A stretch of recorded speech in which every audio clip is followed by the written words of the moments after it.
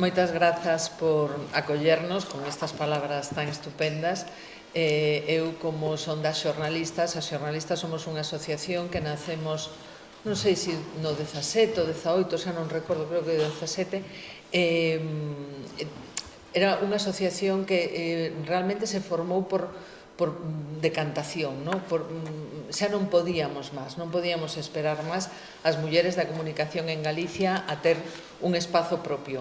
O problema que temos nós é que todas nós temos moitísimos frentes abertos, estamos en todos os charcos, é moi difícil levar adiante un traballo constante, un traballo de presenza, pero si é certo que cada vez que nos chaman estamos aí na medida das nosas posibilidades e agradecemos moito que nos deixen ter esa voz, ese espazo nas sociedades, xa nas redes, xa nos distintos medios para comunicar que as mulleres en Galicia tamén, as comunicadoras en Galicia, eu penso que temos o mesmo problema que hai en toda España, por desgraza, e queremos marcar a diferencia, non? Eu, cando me invitaron a moderar este espazo, claro, eu pensei, Fernanda coñezo toda a vida, porque traballamos xuntas na Voz moito tempo, foi a miña xefa, a mellor xefe que tive nunca, moi exixente, pero ten unha cousa que eu penso que lle agradecen todos os seus compañeiros, que valora, fala moi ben dos seus traballadores, dos seus compañeiros, dos que ela lidera, e sempre dá un espazo para que te luzcas. Ademais, o forza, fai deso unha seña de identidade. Eu penso que exixe moito, pero como ela se exixe máis a ela, pois entón ninguén pode protestar, non? Eu penso que saca o mellor de... Por eso o programa que tiña na televisión, o espazo que tiña, era tan potente, porque saca o mellor de cada un dos que está con ela, non? A Joana, como non traballei con ela, non a podo coñecer, pero si é certo que a labor que fixeches e que faz a nivel nacional, pois claro, ten outra envergadura, outra presenza, non? Diferente, o noso un pouco máis en unha esquina, non? En calquera caso, cando estive pensando no xornalismo e as mulleres e o xornalismo con perspectiva, claro, as mulleres levamos moi pouco tempo no xornalismo. Temos unha presenza bastante grande na televisión, por exemplo, como presentadoras, como cara amable, como guapas e tal, pero levamos moi pouco tempo dende o xornalismo. De feito, estive mirando un pouco a historia, que xa, evidentemente, cando eu estudiei a historia do xornalismo non aparecía o nome de muller, nunca, non recordo haber estudado a ninguna, que mellor si, non o sei, pero é certo que hasta finais do século XIX as mulleres non estaban nos medios, e cando estaban eran cosas moi puntuais, sen ningunha aportación, digamos, de peso, e sobre todo as que estaban eran tan machistas como eles, o sea, non había un discurso feminista, ou al menos unha perspectiva, un intento de perspectiva de xénero. Despois, ao longo da historia do século XX, as mulleres, a primeira directora de un xornal importante foi Mariluz Morales, non era? Non teño que apuntar. Sí, en el periodo de... En la República, ¿no? En la época máis dura, en La Vanguardia, que era unha muller galega, ademais, non? Me parece de ascendencia galega. Bueno, curiosamente non, é o típico que cando hai un problema e ninguén quere facer frente, pois botan mando unha muller que está por ali e lle dan a oportunidade. Se fose un momento doce, seguro que non había espazo, non, para esa muller, pero bueno, aí estaba, aproveitou e fixo historia, non? Certo é que as mulleres, a nosa presenza nos medios non quere decir que podamos facer sempre xornalismo, o que ata agora, ata hai poucos anos, décadas, non o fixemos, non? No ano 18 saiu un informe, este ano, no 23. No 23 saiu un informe da Universidade de Oxford que eu recollín porque me parece moi interesante, que analizou 240 grandes medios, 240 de todo o mundo, de 12 mercados de 4 continentes do mundo, medios off e medios online, dos dous tipos. 240. Bueno, había 180 postos xerárquicos neses medios e o 22% eran mulleres, o sea, el 22% de todo o mundo, do xornalismo de todo o mundo, os xefes son mulleres, pero elas son o 40%. Claro, en España me parece que somos nas redaccións, nos xornais, somos, bueno, nos medios de comunicación, somos os 60% as mulleres, pero eu me parece que a Asociación de Dones Periodistas de Cataluña dice que o 20% dos directivos son mulleres, é dicir, somos os 60, 20, sí, o 40 e al final estamos en 90% dos directivos, xa non digo dos donos ni dos verdadeiros, ¿no? de quen está detrás dos editores, non? Sino dos directivos. É dicir, tenemos unha presenza aínda importante na base, pero, bueno, o teito de cristal non pasamos de ser da base. A base non conta, non? A base obedece, como é lóxico, non? Non pode cambiar algunha cousa, pero é unha loita enorme para conseguir pouco, cando ti estás no alto e hai moita xente como a ti no alto, é moito máis doado, lóxicamente. Ademais, por exemplo, se dá que as mulleres son máis, teñen maior presencia, están mellor situadas nos medios online porque pagan peor. Entón, eso nos suena, ¿no? En el momento en que estamos en peor situación, aí nosotras nos colocan. Bueno, evidentemente non é o mesmo o que ocurre en Kenia ou México que o que ocurre en Finlandia, non? Lóxicamente. Pero, bueno, en cualquier caso, a presenza de mulleres nas direccións é pequena, globalmente pequena, e mesmo en España, pois eu non sei cantas mulleres directoras de xornais importantes hai, seguro que se me escapa algunha, eu estou pensando no País, non? Non sei se hai moitísimas. El País e el Periódico de España, Gemma Robles. Ajá, pois mira, dous. O sea que, en fin, esa é esa situación, non? Entón, realmente, cando falamos de xornalismo con perspectiva, pois claro, hai que pensar que a perspectiva non a pode dar o 20% de nada, porque ti estás nun colectivo e todos os demais son homes, a perspectiva é limitada. É certo que antes non había ninguén, entón algunha cousa podemos poner, non? Unha pica en Flandes. Pero si é certo que as cousas teñen que cambiar e están cambiando, porque as mulleres esteamos donde esteamos dentro dos medios de comunicación xa non estamos dispostas a aguantar según que cosas, non? E iso, bueno, eu penso que é un pouco o xermen do que pode pasar, o que está a pasar de feito, non? Porque eu penso que a realidade tamén é certo que va por diante de nós. Entón, nesta charla eu simplemente vou a preguntar cousas a elas que saben moitísimo e que, sobre todo, han tocado o poder, han estado, teñen capacidade de decisión, que eso non o pode decir calquer muller no xornalismo, e lles vou preguntar e vos vou deixar que vos falades.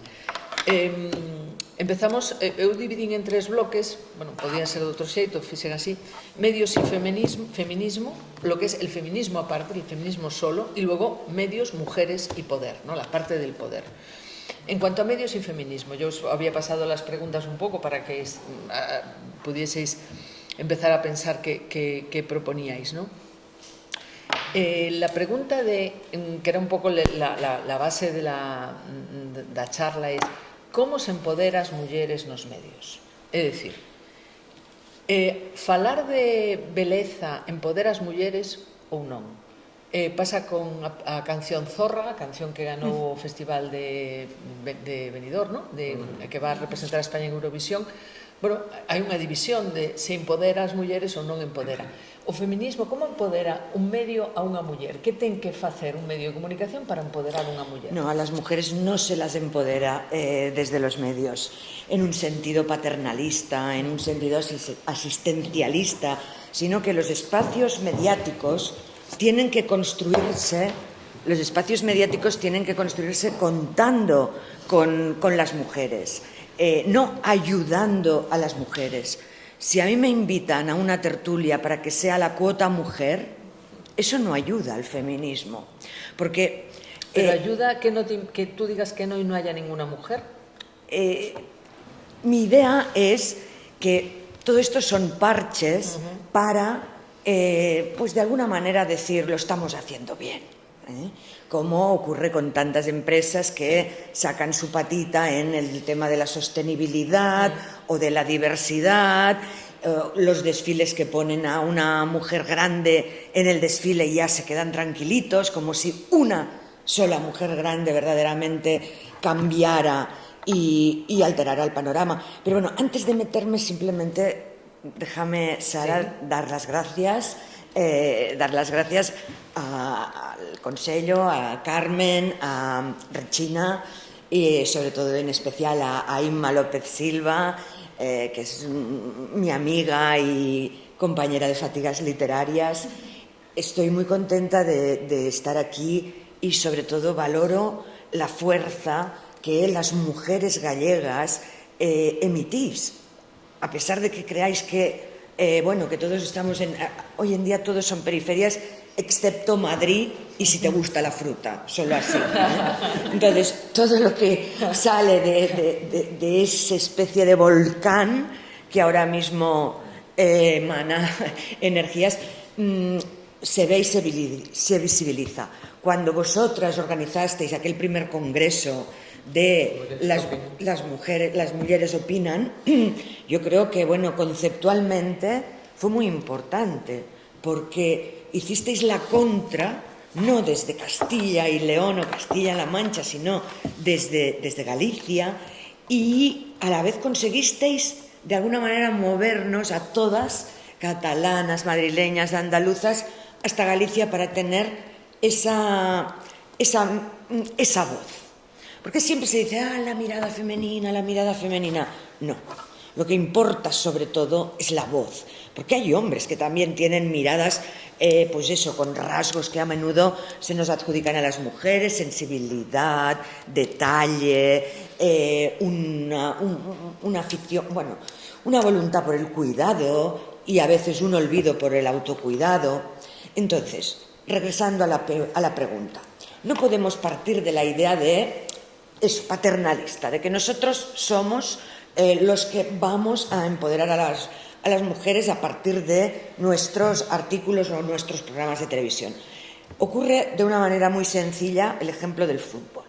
Cuando los periodistas deportivos, y lo digo porque como es el ejemplo que normalmente acostumbro a señalar cuando me hablan de la moda en peyorativo y hago el espejo, ¿no?, con el fútbol, que también mueve dinero, mueve fichajes, mueve emociones y una cierta frivolidad, por qué no decirlo, ¿no?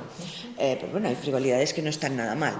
El caso es cuando los periodistas deportivos empezaron a hablar del periodismo deportivo femenino, creían que con eso ya bastaba. Pero no bastaba.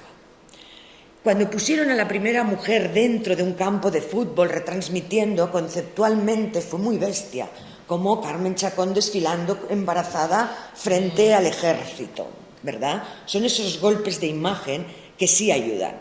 Pero cuando se normalizó, cuando se hizo más global y a la vez también más igualitario el periodismo deportivo, es cuando ya hubo más de una mujer hablando de deportes, cuando hay 3, cuando hay 4, cuando las mujeres forman parte de la escaleta, de hacer la escaleta, primero el sumario, el contenido, diseñar el contenido, hacer la escaleta, la jerarquía temática que vas a establecer y, sobre todo, las líneas rojas que no se pueden cruzar, porque vulneran la dignidad.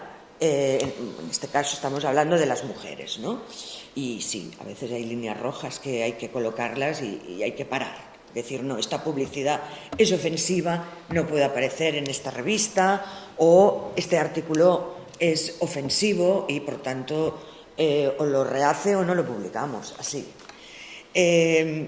Pienso, que la cuestión es, sobre todo, estar de manera orgánica en los medios, no como invitadas, como articulistas u opinadoras invitadas o de honor, como que te hacen la cortesía, ¿no?, de decir, mira, estamos abriendo la puerta. No, si las mujeres creo que representamos hoy el 54% de las personas que salen de las universidades con títulos. Es el 54 frente al 45 de varones. ¿Por qué seguimos teniendo que estar en situación de desigualdad en los medios, las universidades, las escuelas, las grandes empresas, los consejos de administración, donde hoy las mujeres ya ocupan un 38%? ¿Por qué? Es decir, como no... la palabra empoderar es una trampa. Parece que nos den una vitamina, un multivitamínico, te empoderan y ya da igual, ya entonces tú, o sea, lo puedes todo. Es la misma trampa que en los años 90 nos hicieron con la Superwoman. Al principio te hacía gracia, decías, ay, mira, la Superwoman, tal, ¿no? Pero luego decías, esto es verdaderamente una estafa. O sea, yo tengo que ir por la vida con cara de velocidad, corriendo siempre porque no llego. Lo doméstico, lo profesional, crianza y educación, padres y sobre todo... Y estar buenísima, además. Sí, y la imagen, eso es. Bueno, yo creo que sobre esta pregunta Fernanda también tiene una opinión sobre el empoderamiento desde los medios. Sí, a ver, yo las gracias os las doy después así en persona y unos cuantos besos porque es una maravilla escuchar algunas cosas, pero hablabas de ese congreso que organizaron hace... en el 19, no sé, en el 18. No, en el 17. Bueno, aquí al lado, hay casi una generación, ¿no?, de las que participamos en aquel congreso. Yo, fíjate, lo recuerdo, que yo tuve la suerte de ser convocada por las organizadoras con una sensación colectiva de que iba a haber un antes y un después, ¿no? Que estábamos ya en el camino correcto. Recuerdo que había una especie como de sensación de estaba ahí, ¿no? Ya sé que coincide con el lema del PSOE de ahora, pero hostia, lo de otra cosa. Exactamente. Entonces había la sensación de, bueno, hemos llegado a algún sitio, ¿no? Parece que esto empieza a ir, empieza a ir, ¿no? Yo, 6 años después o 7 años después, sé positivamente que nos equivocamos, otra vez. Yo estoy hoy más pesimista que en aquel momento en el que había una energía increíble entre las mujeres y algunos de los hombres que estaban también, que participamos en aquello que teníamos la sensación de que habíamos llegado a un sitio en el que por fin empezamos a construir algo. Yo creo que hoy empezamos a debatir, seguimos debatiendo algo tan básico como ¿qué es ser mujer? Es que hemos vuelto atrás. Sí. Hay una pelea dentro del mundo de las feministas que no existía en aquel momento. Yo creo que en aquel momento había unos consensos que se han roto, con una violencia que yo creo que nos está perjudicando a todas y que se está trasladando a la sociedad de una manera que no nos conviene a ninguna. Y yo hoy soy más pesimista que en aquel congreso del año 18. No quiero que esto se convierta en una culpabilización de las mujeres y de los movimientos feministas, pero creo que en estos momentos hay mucho más ruido sobre lo que está sucediendo y mucha más confusión y muchas menos respuestas o mucho menos caminos claros o decisiones definitivas de las que parecía que había en el año 18. Yo hoy soy más pesimista. Y con respecto al empoderamiento, bueno, pues solo faltaba que no se pudiera hablar de moda. Es que solo faltaba que tuviéramos que pedir permiso por hablar de moda. Es que solo faltaba que nos dijeran cuáles son los temas importantes y cuáles no. Y que alguien nos dijera que es muy importante hablar del EBITDA y no es muy importante hablar de lo que significa la moda en la sociedad, que por otra parte es ser bastante burro, es no haber abierto los ojos sobre nada. Solo faltaba. Dices tú lo de que había un mayor consenso en el feminismo en el año 18, evidentemente. ¿A qué atribuyes esa situación actual? Es decir, ¿por qué ha pasado eso? Porque hay interés en el patriarcado estándar de señalar las diferencias, porque efectivamente cuando hay diferencias se señalan mucho, se llevan mucho a los titulares, se convierte en eso en un motivo de desprestigio, ¿no?, de todo el colectivo. ¿O es porque realmente hemos llegado o ha llegado el feminismo a tocar el poder y en el poder hay muchas puñaladas traperas de cualquier tipo? A ver, yo parto de la base de que todos los movimientos que tienen que ver con la mujer cuestan más. Y la lupa es de más aumento sobre lo que sucede con un movimiento que tiene algo de revolucionario y que tiene otra cosa, además, que implica que una parte de la población, la otra mitad, pierda privilegios. Y esto es así, o por lo menos que los compartan. Entonces hay una reacción natural por parte de un porcentaje se habla de ese porcentaje de esa encuesta reciente del CIS, creo que era. 44. Que hay demasiado feminismo, ¿no? Entonces, bueno, no nos engañemos, estamos hablando de que hay una parte muy importante de la población que disfrutaba de una serie de privilegios que vienen de siglos atrás y que tiene que someterse a un proceso intelectual, educacional, de reflexión, de muchas cosas, pero que implica una renuncia a una serie de privilegios. Entonces, partiendo de la base de que todo lo que tiene que ver con las mujeres y el feminismo requiere un esfuerzo y una inteligencia adicional, es verdad que la manifestación de la discrepancia enseguida va a ser aprovechada, pero también hay que hacer algo de autocrítica, ¿eh? Yo creo que también hay que hacer algo de autocrítica, que tampoco vale que digamos que todo lo que hacemos lo hacemos de puta madre y que todos los fregados en los que nos metemos son los adecuados, o que todas las gestiones de todas las crisis las hacemos correctamente. Sin exagerarnos, sin clavarnos 18 puñales. Yo creo que ese es el llevar, debate, claro, que la gestión de las crisis, ¿no? La gestión del desacuerdo, porque debate en el feminismo siempre lo hubo. O sea, tú ves las películas que hay ahora sobre el feminismo y las diferentes posiciones y verdaderamente había una gran diversidad, pero esa gestión, incluso la gestión del error, ¿no? Con la ley del sí es sí, envenenó mucho el ambiente. Pero defendimos las mujeres en los medios, y los medios con talante feminista o con agenda feminista. Agenda feminista. Defendimos convenientemente la ley del solo sí es sí. Evidentemente la ley del solo sí es sí, yo creo que no hay que ser Einstein para darse cuenta que tenían un coladero, bla, bla, bla. Muy bien. Pero había una parte importantísima que era muy buena y que, bueno, que se ha quedado diluida en todo este fregado. Lo hemos defendido las mujeres y la agenda feminista como Dios manda. El problema es que como debería haber sido. El verdadero quiebro se produce con la ley trans. Ahí es cuando el feminismo se abre y una parte del feminismo más clásico dice esto nos conduce al borrado de las mujeres. Y se empieza a extender una especie de fobia y de la anécdota se hace categoría. Es decir, del caso de un hombre que entró en un baño o en el deporte, Claro, pero hay una cosa que sí, yo creo que ocurre con el feminismo. Cuando decías tú, nuestras causas son mucho más difíciles, también es cierto que a nosotros nos cuelgan muchas cosas en la causa feminista. Es decir, la causa feminista es la causa de las mujeres. Y no le pongo apellidos ni adjetivos a las mujeres, pero no tenemos por qué defender estar a favor de la Agenda 2030 contra el cambio climático. Deberíamos estar, sí, es lo lógico, bla, bla, bla, pero no tenemos por qué colgarnos esa mochila de también ser ecologistas y también ser no sé qué, y también defender a todos los niños del mundo, y también, ¿no?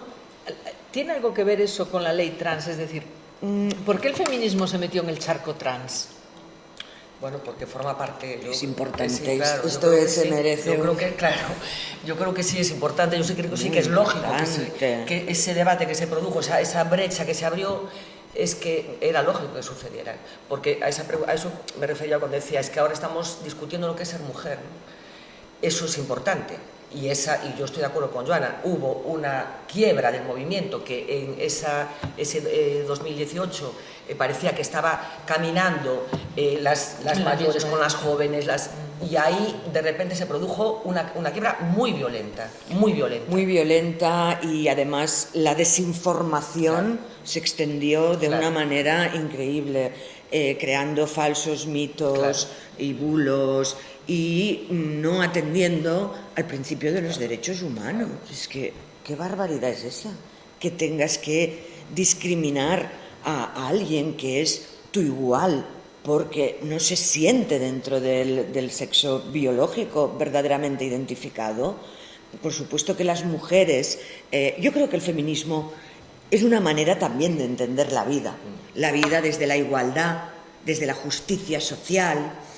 Pienso que, por ejemplo, las primeras olas feministas se olvidaron de las mujeres negras, se olvidaron de las mujeres prostitutas. Las mujeres negras tardaron 50 años en lograr el sufragio universal.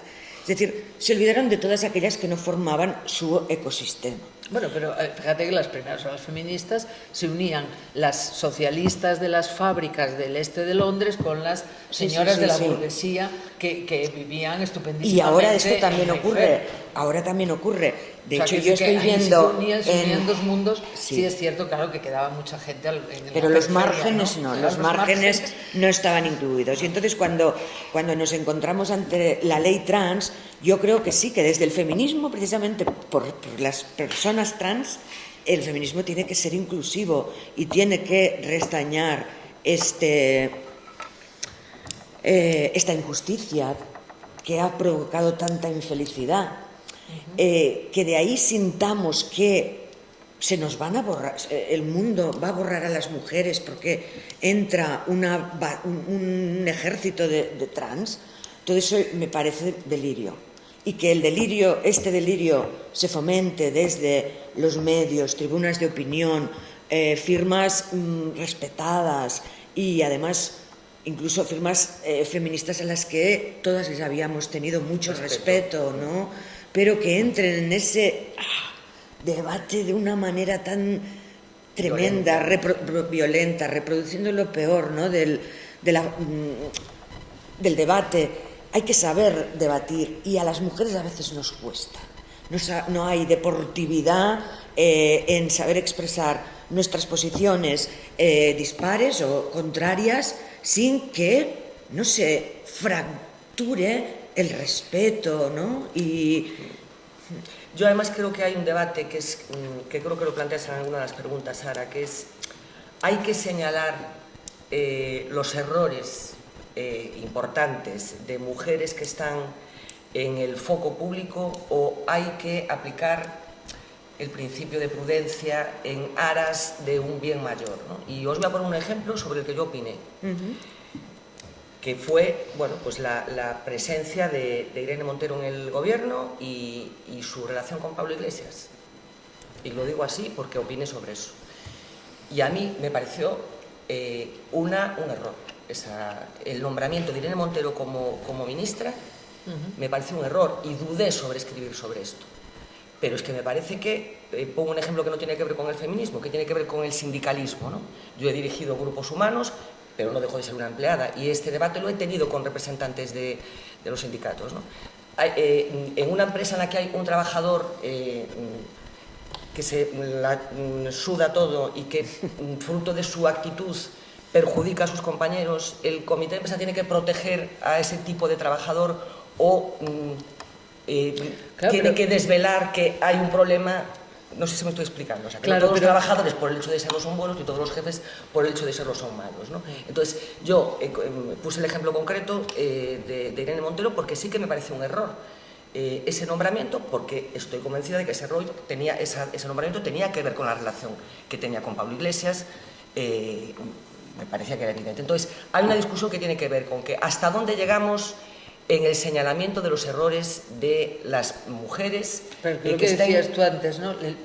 Cualquier cosa que hagamos las mujeres va a estar mucho más puesta en la lupa. Vamos a mirar el pedigrí de todos los ministros que ha habido antes, porque a lo mejor resulta que eran el hermano del primo, del cuñado, del sobrino, el hijo, nieto, bisnieto, tataranieto, requetenieto. Es decir, a lo mejor con las mujeres nos exigimos, por Aznar, las propias mujeres, ¿no? Nos exigimos mucho pero claro, todos estos apellidos hipercompuestos que llevan no sé cuántos años en que el padre, el Gallardón, que era su padre, era ministro, pues a lo mejor resulta que, no, yo qué sé, quiero decir, a las mujeres nos exigimos mucho, ¿no? Y somos implacables, además, las mujeres. Eso es verdaderamente terrible. Esa exigencia permanente, ese síndrome de la impostora continuado, el no querer aceptarnos con nuestras imperfecciones, el vernos siempre con una lupa de aumento que amplifica todos los defectos.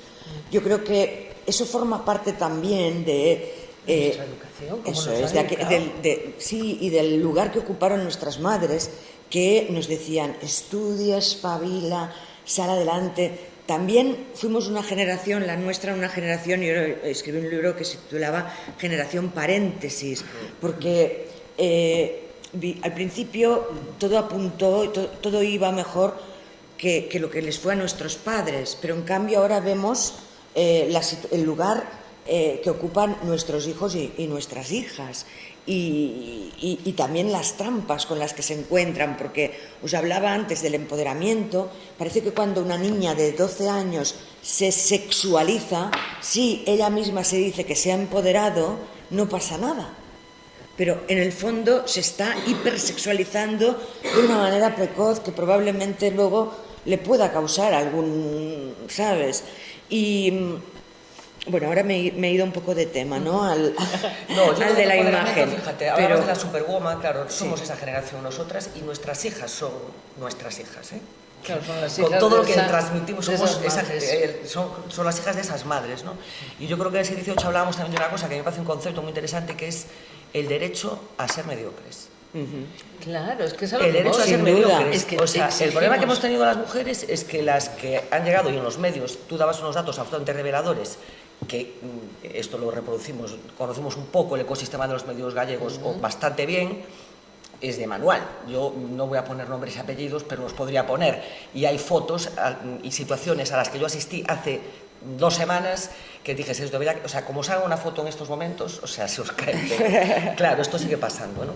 Pero ese derecho a ser medio que es nosotras, esa Superwoman de la que hablabas, yo me siento perfectamente identificada con ese, y las que estamos aquí. Claro, pero es lo que decías tú. Quiero tener derecho a no renunciar a mi carrera profesional, ¿por qué narices voy a tener que renunciar a mi carrera? Pero quiero ser la mejor madre, quiero ser... No, es que tengo que ser, que es mucho peor eso, que tengo que ser la mejor madre, quieres. tengo que hacer la danza del vientre por las noches y ser una cocinera acojonante y hablar 5 idiomas. Escribir, vamos, niquelado, y además y tener una agenda. Estar todo el rato encantada y de claro, volumen. Efectivamente. O sea, esto ha sido así estamos con ansiedad la mayor parte de las presentes. Pero mujer de 7 cabezas siempre le he llamado yo, sí. Claro. Mujeres de 7 cabezas. Claro, y después eso pagamos las consecuencias un día sacando el Kalashnikov y arrasando con todo. Bueno, la salud mental, ¿no? El gran porcentaje, digamos, de pacientes en salud mental son las mujeres. Bueno, pero eso ahí hay una parte, Joana, que a mí me consume,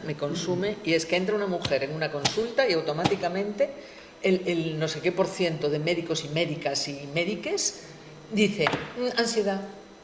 A ver, es que a lo mejor resulta que no es una ansiedad. Tú sabes que las mujeres, hay una cosa que se llama el infarto de la abuela. Sí, sí, sí. Que es que las mujeres mayores, asfixiadas, que a los 70 años el señor ha dejado de trabajar desde hace 5 y la señora sigue limpiando y trabajando y el mismo ritmo, no sé cuánto, y tiene 50 nietos, 30 hijos, no sé cuánto, a comer, y entonces empiezan a notar un dolor en la mandíbula y un cansancio brutal, y dicen, es que claro, esa ansiedad, el dolor en la mandíbula, la tensión, es un infarto de libro. Pero como no había no había un diagnóstico de la medicina, la perspectiva de género en la medicina, que es algo que muchas doctoras están... dejan todo preparado para irse al hospital. Antes queda todo preparado. Yo recuerdo cuando estaba embarazada, tuve una amenaza de parto de 7 meses y me fui al centro de salud. Me ve la doctora de guardia y no, tómate una manzanilla, esto no es nada. Y le dice el celador a la doctora, mira que si se nos pone de parto esta noche. En Ribeira no había hospital. Y entonces yo me fui a la redacción, estaba enfrente, escribí todos mis reportajes que tenía pendientes y a la 1 de la mañana cogí el coche y me vine a Coruña para que al menos me quedase ingresada en el materno, porque era donde yo vivía, ¿no? Mi familia. Es decir, las mujeres antes de ir al hospital con lo que sea, dejas la labor hecha, dejas la comida preparada y tal, y ahora me voy que me está dando un infarto, ¿no? Es decir, el nivel de exigencia no es... Estamos ansiosas y además nos señalan que estamos ansiosas, ¿no? Nos dicen, eso es ansiedad. No, hijo, eso es que tengo muchísimo más trabajo del que debería, ¿no? Bueno, nosotras fuimos así. Yo no sé nuestras hijas cómo serán, pero son nuestras hijas, ¿eh? Son las hijas de esas madres. Yo hoy tuve una reunión con una persona, la productora, que es una chica joven que tiene 32 años, que supones que ha aprendido algunas cosas, ¿no? A la que hace 2 meses le encargué, porque sé positivamente que es capaz, que se hiciera cargo de la dirección de un programa que nosotros hacemos para la televisión de Galicia. Ha tardado 2 meses en decidirse, porque creía que no era capaz. Todos sabemos que era la mejor, incluso sabemos que era la guardiana de que las cosas sucedieran como tenían que suceder con la persona que estaba en lugar de ella, que era un hombre, pero esta chica de 32 años, que no tiene los 55 que tengo yo, ha tardado 2 meses en convencerse de que ella era capaz de hacer. Entonces, yo por eso siento no ser excesivamente optimista con lo que está pasando. Sé que Totalmente. se avanzan cosas que, por supuesto, bueno, pues han cambiado situaciones, pero yo sigo viendo cosas que hay algo, pues lo que pasa también con la violencia machista y lo que pasa con el asesinato de mujeres, etcétera, etcétera, que no somos capaces de resolverlo. Sociedades civilizadas, formadas, informadas, bueno, pues seguimos teniendo cifras de violencia machista y de asesinatos de mujeres absolutamente... Bueno, pero es que fíjate, nosotros en las jornalistas hay un grupo de gente, no estoy yo, que yo no tengo tiempo, la verdad, pero, bueno, nadie tiene tiempo, pero hay gente que se esfuerza más que yo no puedo decir que lo haga, pero vigilan los titulares de las noticias, en general de todas las noticias, pero evidentemente en las de las relaciones de violencia machista, y sigue habiendo muchísimos titulares, pero es una cosa sorprendente, en mi propio periódico, que yo me paso el día detrás ahí, no sé qué, pero claro, se me escapan y no los veo todos, lógicamente, sigue habiendo titulares que justifican o que matizan o que, es decir, o que señalan a la víctima, es decir, nosotros, a pesar de que dices tú, el feminismo está en los medios, no sé qué, pero y yo estoy convencida que hay mucha gente que cree que es feminista, y yo, siendo feminista convencida, me veo en actitudes machistas, muchas veces me reconozco, pero es que seguimos titulando que ella lleva minifalda. Bueno, en los libros de estilo de los periódicos importantes, en mi caso de La Vanguardia, y también he estado en El País y lo conozco, determinan muy bien el tratamiento de las noticias. Yo creo que cada vez menos, pero sí que reconozco, que la generación de nuestra generación anterior al principio, yo viví, por ejemplo, en el colegio de abogados, cómo se pasó de que el maltrato a una mujer fuera saldado con una multa de 500 pesetas a ser tipificado como delito. Eso lo viví en primera persona. ¿Quiénes consiguieron ese reconocimiento jurídico? La Comisión de Mujeres del colegio, de los colegios de abogados españoles. En mi caso, entonces, yo estaba en Barcelona y lo viví. Cuando las mujeres empezamos a informar en los medios de estos casos, en los periódicos, antes, estas noticias iban en la sección de sucesos. Y levantamos la mano y dijimos, no, sociedad. Esto es una noticia de marcado carácter social y político, porque la causa por las que murieran estas mujeres era por el hecho de ser mujeres, sentido de pertenencia, la maté porque era mía, celos, iras que no se le pueden permitir a una persona adulta que cometa un crimen el porqué es verdaderamente un porqué de género, no hay otra razón, y eso al principio se consideraba que era producto de la pasión, que se te iba a la cabeza porque te ponías pero aún sigue habiendo furioso. Muchas veces te encuentras titulares sorprendentes. Sí, yo creo que sí, pero que ha habido una evolución evidente. Sí, claro. Serían estos titulares, podrían ser, digamos, denunciados por delito por la ley del sí es sí, por ejemplo. Claro, bueno, yo, a ver, no creo que se llegue hay casos, hay medios de comunicación en España que hacen alarde de ese machismo en el titular, hacen alarde, les mola. Bueno, pues quieren un público... No sé qué periódico, me tienes que decir cuál es este periódico porque le mandaremos una cartita. Pues ya te lo digo, pero hay casos, por ejemplo, en el caso de Jenny Hermoso, ¿no? Sí. Fue hace media hora. Sí. En todo el proceso... Nosotros, hay mucha gente que en muchos medios se vio, bueno, como un apoyo férreo a lo que ha ocurrido y a ella y no sé qué, pero otros medios empezaron, bueno, pero enseguida desviando la atención o diciendo, pero ella se justifica, ella no sé qué, es decir, no bueno, pero eso responde a la polarización de una sociedad donde hoy el populismo y la extrema derecha su discurso ha sido comprado por una gran parte de la población y han radicalizado de una manera absolutamente antifactual la percepción de que nos hemos pasado, de que ya tenemos la igualdad, pero la igualdad real no está conseguida. Como decíais antes, la pobreza sigue siendo en un porcentaje muy alto femenina. Hay una brecha salarial del 23%. En los consejos de administración las mujeres han alcanzado un 38%, que no está mal. Sí, bueno, pero la mayoría son familia. Claro. O sea, presides un banco porque tu padre se llamaba Botín, ¿sabes?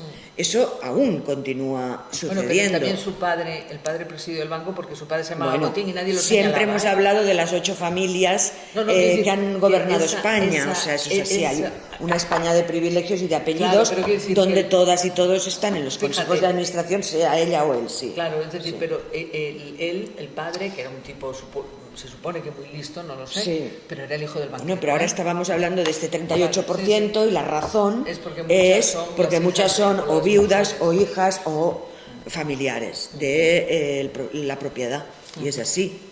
Ocurre en el periódico. Fíjate, ahora hablando del poder, o sea, de las mujeres situadas en el poder, ¿vosotros creéis que hay un poder femenino? Es decir, ¿hay una forma de estar en el poder propio de las mujeres?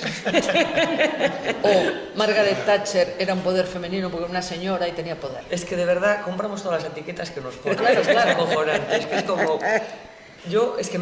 caemos en las trampas todo el rato. Todo el rato. O sea, todo el rato caemos en las trampas.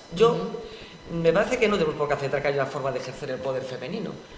Es como si pero el poder femenino fuera... ¿Se espera de ellas que ejerzan un poder distinto o no? Pero el simple hecho de que metamos esa idea en la cabeza ya nos obliga a tener que ejercer el poder de una determinada manera.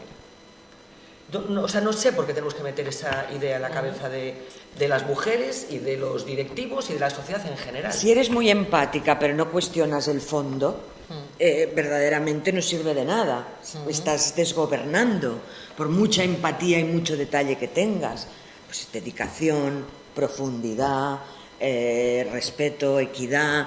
Yo creo que más bien que no creo, que las características del buen gobierno ya nos las dieron los clásicos, pero no las cumple nadie, te quiero decir, ¿no? Claro, no, pero me hace gracia porque se espera de las mujeres que gobiernen de otra manera. Para mí eso es una etiqueta terrible y que además, o sea, obliga, claro, o sea, mete en la mochila cosas adicionales, ¿no? Que no tiene un señor de Cuenca. Claro, lo importante más que la dicotomía, ¿no? De reproducir un patrón femenino, un patrón masculino. Hoy, si se ejerce el poder y se es mujer, pues bueno, yo creo que lo importante es hacer las cosas de manera feminista. Y te hablaba de ese feminismo humanista, ¿no? Que hoy tendría que estar, por ejemplo, preocupado por la salud mental de nuestros jóvenes, chicas y chicos. Y esa es la mirada, ¿no? De poner la vida en el centro, mejorar el bienestar de la gente, aterrizar en las cosas pequeñas, porque si olvidamos la micropolítica, y eso ocurre con el periodismo también, ¿no? Si olvidamos todos aquellos asuntos que son los que les quitan el sueño a las personas, ¿no? A la audiencia, a los lectores, etcétera, ¿de qué estamos hablando? Todo el rato enredando en esa farsa y ese teatro político. A mí, verdaderamente, o sea, creo que la información, el seguimiento, la investigación y el análisis de la vida de las personas, eso está en el corazón de la agenda feminista. Fíjate, yo es que estoy tan de acuerdo contigo, o sea, hasta hace no mucho, yo creo que nosotras caímos en esa trampa también. Se consideraba que las secciones importantes de los periódicos eran las de política, las de economía. Exacto. Y de hecho, no tengo el dato científico, pero a lo mejor si echas una visual en las redacciones de los periódicos, todavía sigue pasando que las secciones de economía están mayoritariamente nutridas de periodistas hombres y las secciones de sociedad en los grupos especiales que pero se hacen. Coincido con Joana en que, pero vamos a ver, o sea, ¿por qué hemos llegado a la conclusión, insisto, en que hablar del EBITDA de Pescanova es más importante que la investigación que El País hizo el otro día sobre Carlos Bermud, que iba en sociedad? Que le ha levantado un Me Too español. Que ha levantado un Me Too español. Por cierto, aprovecho para introducir aquí una cosa que no sé si lo decías tú, Carmen, del acceso a los medios, ¿no? Me llamó poderosamente la atención las críticas que recibió El País porque colgó en redes la información y lo pusieron podre al País porque había que pagar por acceder. Señores, o sea, la información hay que pagarla. No, pero es que si no nos convencemos de que la información es terrible, hay que pagarla y que esta señora que es periodista tiene un vicio que se come todos los días, pues gente que estaba como interesantísimo que estás diciendo, que el vicio tenía, estaba entendiendo lo que se estaba denunciando, pues poniendo en podre al País y a Pepa Bueno y a los fundadores, o sea, a los padres fundadores, de que se les ocurriera que estuvieran cerrados, que para poder leer la información tuvieran que pagar. Eso nos lo dicen a nosotros mucho también. Ya, bueno, de ahí la precariedad del periodismo en la actualidad. Claro, ¿no? todo esto, o sea, poner las cosas en su perspectiva, hablar de estos debates, los que hablamos al principio, en el que está subido en estos momentos el movimiento feminista, requiere espacio en los medios y profundidad en los análisis y contar las cosas sin quedarse en la espuma y efectivamente no comprar la especie de la tontería de que se puso un lazo para correr una carrera y quedar de primero. Eso requiere espacio, requiere dinero, requiere periodistas que cobren lo que tienen que cobrar y que tengan un año para investigar lo que consiguieron investigar y no había más que leer la información para darse cuenta de que había un trabajo documentado y registrado que había permitido a 2 o 3 periodistas dedicarse a un asunto como ese. Claro, pero luego no lo podía cobrar. Pero después este señor o esta señora que estaba muy preocupada por lo que estaba pasando con Carlos Bermud, no iba a pagar, ponía poder al País porque cobraba. Pues me parece que son 20 euros al año, ¿no? del País. Y en ese sentido, ¿creéis que es bueno que los medios con esa perspectiva feminista nos ayuden en las cosas pequeñas, pero además, vosotros decíais, no es importante que hablemos de tal, pero ¿cómo consigues? ¿Cómo pueden hacer esos medios para que esas cosas pequeñas tengan un espacio en la primera, ¿no? Que tengan un seguimiento? Lo que decías tú, bueno, ahora mismo ya no hay seguimiento en ninguna noticia porque vamos a tal velocidad que no hay capacidad para seguir, es una y mañana otra nueva y pasado otra nueva y estamos siempre, ¿no? No nos podemos parar a pensar, no nos da tiempo a pensar en los medios de comunicación en general, digo, ¿no? Pero ¿cómo se puede hacer para que ese feminismo de cosas que importan, esa perspectiva, tenga un espacio de verdad y llegue a la primera y ocupe el espacio? Y ¿cómo lo conseguís? ¿Lo conseguís vosotros?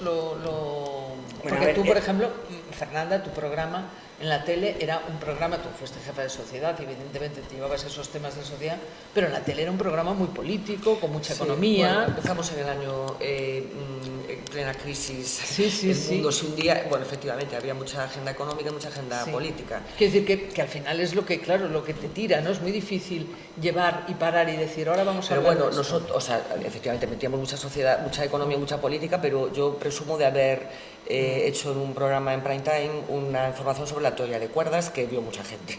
Quiero decir que también a veces los periodistas también tenemos una responsabilidad, porque esto de que todo el mundo tiene la culpa menos yo, a mí tampoco me parece interesante, ¿no?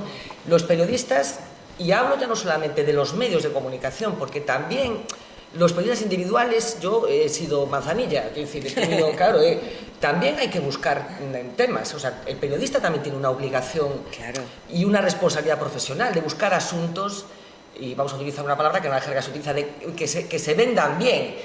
Una reunión de primera es una competición entre temas, como todos sabemos bien. Tú llegas allí y cuentas tu tema, y tú cuentas el tuyo, y estás peleándote con el director para que el tuyo vaya en primera y el otro no vaya. Entonces, bueno, los temas hay que saber. Nosotros somos profesionales de la información. ¿Quiere esto decir que tenemos la obligación de traducir los asuntos para que sean interesantes, trabajarlos, darles contenido, contrastarlos, bueno, todas esas cosas que sabemos?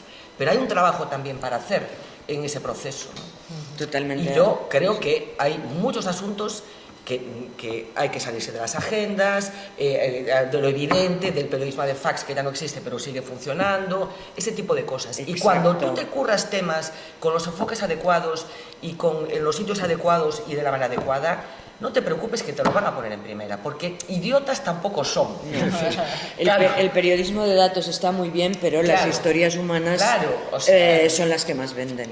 Y además ahora hay una herramienta inmediata que antes no había. Claro, que podemos que es que se sabe qué está picando la gente en la web? Mira. Bueno, pero eso también es un peligro, ¿eh? Porque también pasamos al sentimentalismo. Bueno, sí, hacemos pero la sabiendo analizar Totalmente. esa información, a mí me parece una herramienta muy valiosa, porque antes, cuando dependías del EGM y del OJD, bueno, había señores que hacían pajas mentales estupendas, Claro. que no las leía ni su madre. No. Mira, Claro. yo recuerdo cuando hicimos la primera revista femenina, Woman, yo tenía 25 años, era el año 92, y se la enseñamos a Antonio Asensio, que entonces era el presidente de Grupo Z. No hay que decir que, bueno, éramos yo y la subdirectora vasca, Yolanda Martínez, las dos únicas mujeres en todo aquel edificio, y es... Bueno, y entonces cuando enseñamos el número 0, Asensio nos dijo: calentad la revista, calentadla. Nos quedamos, ¿sabes? Como, ¿esto qué significa? O sea, ¿qué vamos a hacer? Vamos a buscar algún tema más picante, esa palabra horrible también, ¿no? Pero claro, es que nosotros en Woman llevábamos política, ecología, en el año 92.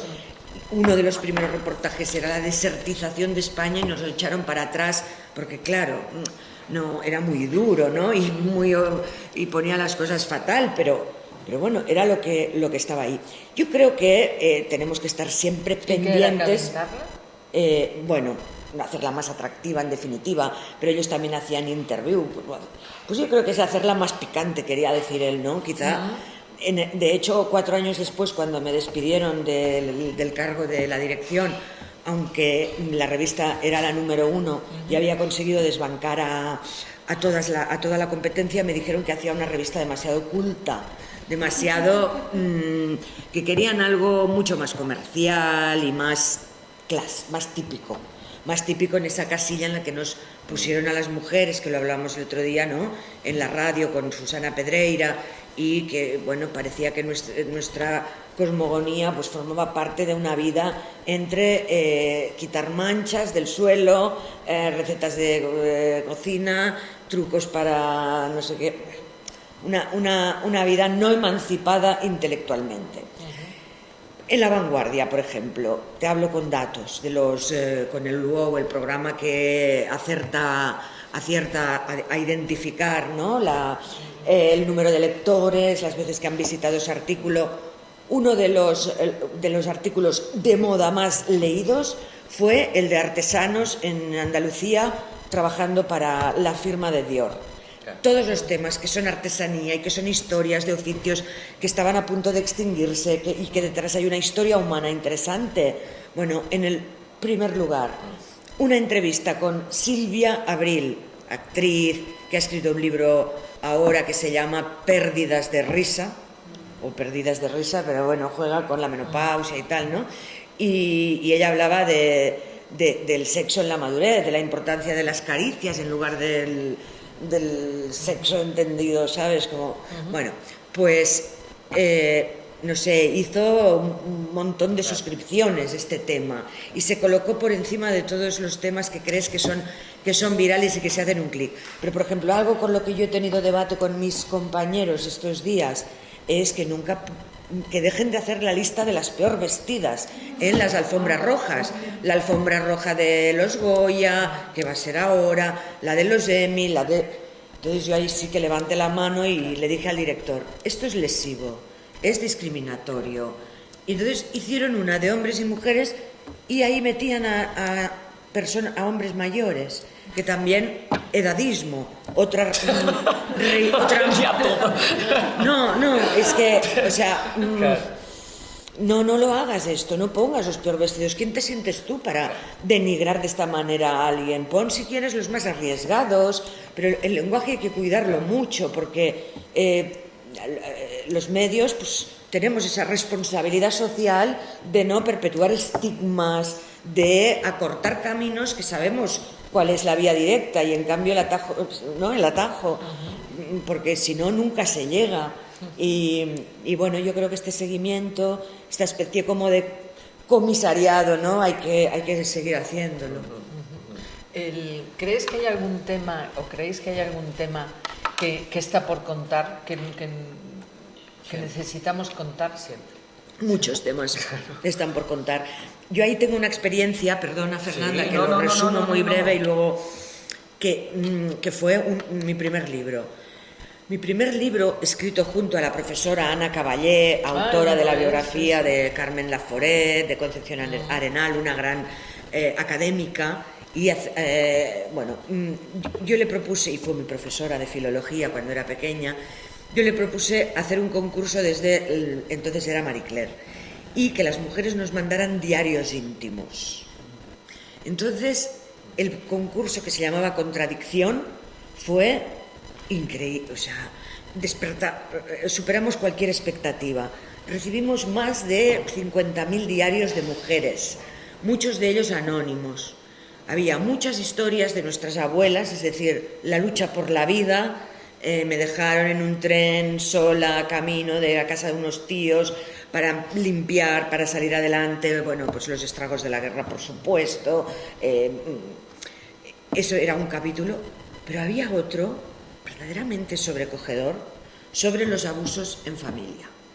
Los abusos sexuales recibidos por parte de un miembro de la familia o del ámbito de confianza. Ahí voy. La creación de espacios seguros, también para debatir, es creo que una responsabilidad que tenemos las mujeres que estamos en el periodismo y en posiciones de poder. Porque si nuestras madres no han contado las experiencias, o sea, la generación de nuestras madres no ha contado las experiencias de abusos que recibieron, nosotros nunca, siempre lo vamos a desconocer. No vamos a ignorar esa memoria colectiva que necesitamos para desarbolar, curar, sanar y ser más fuertes. Los abusos en la iglesia, ¿no? Cuando empezaron a salir y claro, la gente decía, no solo me pasaba a mí, ¿no? Esa sensación. El Concilio de Pontevedra hizo unos años una campaña, no sé si recordáis, que se llamaba Prima Abuso. Prima Acoso. Que se trataba... Es verdad, era una especie de Me Too. Era una especie... sí, fue anterior al Me Too. Era, gente conocida, desconocida, anónimos, de que se compartiera... La primera vez que... sí, la primera vez en la que tú recordabas que te obligaba a hacer un ejercicio de reflexión, porque muchas veces no había sido consciente de que había habido un abuso. Yo no sé cuál fue la peripecia final, pero me consta que fruto de algunas de aquellas comunicaciones, mujeres que habían sido violadas, que no recordaban, no identificaban aquel acoso como una violación, lo reconocieron. Yo creo que hay 1000 historias por contar. 1000 historias por contar. Historias por contar. Y además a nuestro alrededor. 1000 historias. O sea, las mujeres que a veces nos ayudan o nos echan una mano en casa con nuestros hijos. 1000 historias. Que emigran dejando a sus hijos en el país de origen y se relacionan con ellos a través de la pantalla. La historia de estas mujeres no está contada. Justo apenas ahora les reconocen 4 duros para el paro y en cambio se delega lo más valioso de nuestra existencia, que son pues a nuestros padres cuando son mayores para que los cuiden, a nuestros hijos. Ocurre lo mismo con los maestros. ¿Por qué están tan mal pagados en España los maestros? ¿Por qué están tan desasistidos? En países del norte de Europa es la profesión mejor pagada, más que un ingeniero. Pero en España, ya te digo, no están mal pagados. ¿Los de primaria? No están mal pagados. Bueno. Están maltratados. Es decir, tienen muchos problemas, están poco reconocidos. Yo creo que también mal pagados, porque es un trabajo de altísima... O sea, intento cambiar el concepto. Para mí, ahora mismo, o sea, que haya un cuidado extremo y una excelencia para educar a las generaciones futuras en un contexto donde la inteligencia artificial, la desigualdad económica, que un ingeniero que cobra el triple, que está puliendo un tubo de escape. Están muy solos. Eso sí, están muy abandonados y están muy no sé qué, pero mal pagados en el sentido de malos sueldos. Objetivamente ya está estudiado, España está bien situada, porque claro, no tenemos los sueldos nadie tiene los sueldos en España de Suecia, ¿no?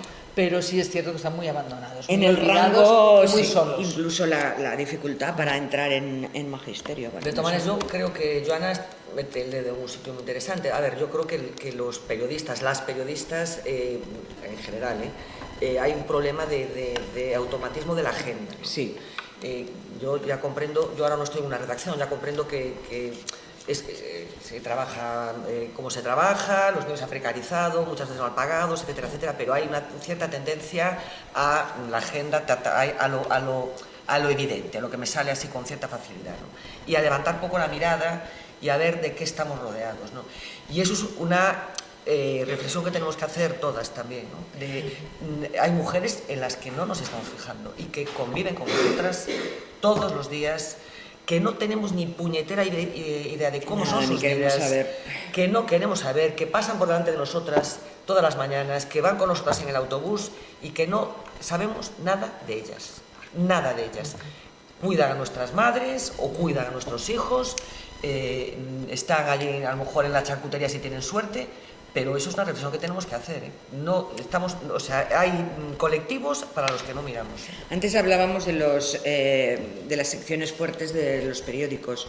Ocurre lo mismo con los ministerios. De hecho, me contaban las ministras de Zapatero que les llamaban zona norte y zona sur a los ministerios fuertes, que eran el norte, economía, política, administración y hacienda, etcétera, y los del sur, que eran educación, sanidad. Con el COVID vimos la desasistencia social y el lugar que también hoy ocupan los médicos en nuestra sociedad. Cuando yo te hablo de que las maestras están mal pagadas, hablo de todas las profesiones que se dedican al cuidado, a la salud, a la educación, a la asistencia social, incluso a las labores domésticas. ¿Durante cuántos años las mujeres han sido sustitutas del Estado en cuanto a toda una gran operativa que sin ellas no hubiera tirado adelante nuestra sociedad? Es lo que pasó Hablo de la escala de valores. 18, ¿no? Cuando la gente se fue y dijo, cuelgo el mandil, los que no podían, colgaban el mandil, porque era como, sin nosotras, sin las mujeres, esto no funciona, o sea, es así. Mira, el comentario que hizo aquella política diciendo que ni que hubiera que fregar escaleras iba a votar a un partido político, sin las mujeres que limpian, ¿cómo viviríamos? ¿Y qué lugar tienen en nuestra sociedad? Para mí, cuando entro a un espacio nuevo y hay una señora de la limpieza, la voy a saludar, porque es que esté limpio ese espacio. Hoy llego yo al despacho por la mañana. No es importante. Y estaba... Tenemos un sentido de la importancia absolutamente pero fíjate, ya es como transformado llego por al el despacho capital. por la mañana y había un post-it en el ordenador. Bueno, estaba el despacho como que no sé qué había hecho, era como entro allí, casi con gafas de sol, pero madre de Dios. Y me había puesto, buenos días, soy la señora de la limpieza, y una carita sonriente. Pero no puso su nombre. Ya, mira qué detalle. No, Ya, pero ya. como que no tenía identidad. Ya, o sea, es que ya. era como me llamó la atención, después pregunté quién era. Pero ella no se identificó, lo lógico es que ponga, soy fulanita, la señora de limpieza, pero es como una especie como claro, es un colectivo, ¿no? Claro, de despersonalización. O sea, yo no tengo nombre, soy la señora de la limpieza, que sí. Soy un ente abstracto que se limpio la mierda, ¿no? También una pequeña anécdota, hace poco estuve en Shanghái, en China, y cuando regresé a la habitación después de haber pasado el día fuera, me encontré encima de la mesita una nota escrita en chino. Una nota larguísima y firmada. Y entonces, bueno, pregunté en la recepción y me dijeron, es la camarera que le ha dejado una nota deseándole, pues bueno, que tenga un buen día, como en Cuba, sí. Bueno, y me parece muy bien decir, soy la autora de tu confort. Claro, porque por eso creo que en el escalafón, en la escala de valores, aún identificamos mal las prioridades. Y todo eso nos lleva a una información más aterrizada al sentido de construir una mayor humanidad.